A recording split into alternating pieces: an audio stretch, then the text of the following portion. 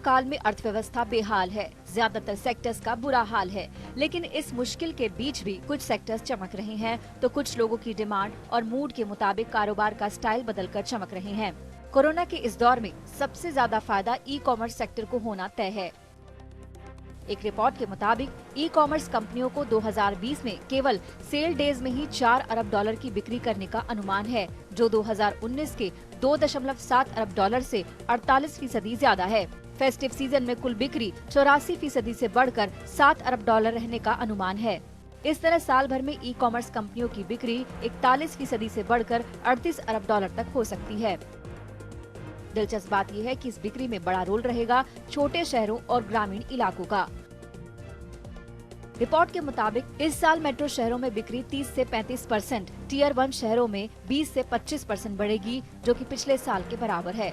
लेकिन टीयर 2 और उससे छोटी जगहों पर ये 50% से ज्यादा बढ़ेगी, जबकि पिछले साल ये 45 से 50% थी। इस सेक्टर को तो फायदा सोशल डिस्टेंसिंग से मिला है। यहाँ पर जो बढ़त है वो मार्केट में लोगों के न आने से हुए नुकसान का नतीजा है। लेकिन ये कंपनियां जो सामान बेच रही हैं, उनमें सबसे ज्यादा डिमांड एफएमसीजी प्रोडक्ट्स की है। लेकिन वहाँ पर भी इस बार तेल, शैम्पू की बिक्री घटने का तोड़ कंपनियों ने निकाल लिया है।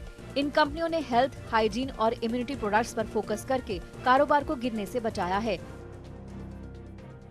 एक रिपोर्ट के मुताबिक आईटीसी ने disinfectant spray, germ protection wipes, vegetable washes, immunity पे जैसे 40 नए प्रोडक्ट्स कोरोना काल में लॉन्च किए हैं, जबकि पिछले पूरे साल में कंपनी ने 60 नए प्रोडक्ट्स लॉन्च किए थे। डाबर ने तुलसी ड्रॉप्स, आंवला, गिलोय नीम तुलसी समेत 40 नए प्रोडक्ट्स 3 महीने में लॉन्च किए हैं।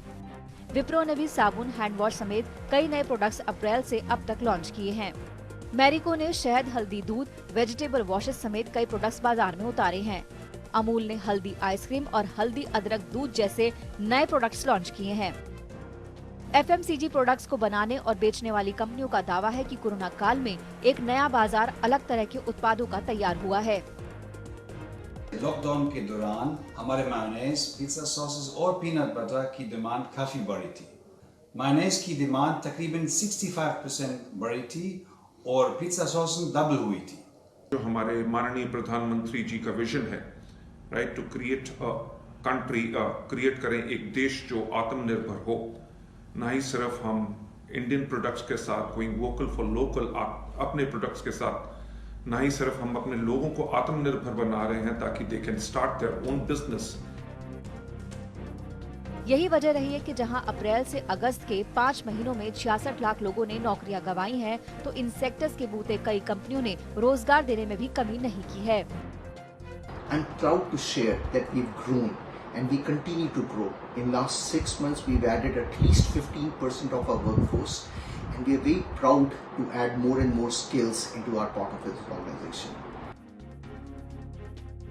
हालांकि अब अनलॉक में हालात में सुधार केवल इन कंपनियों तक सीमित नहीं है।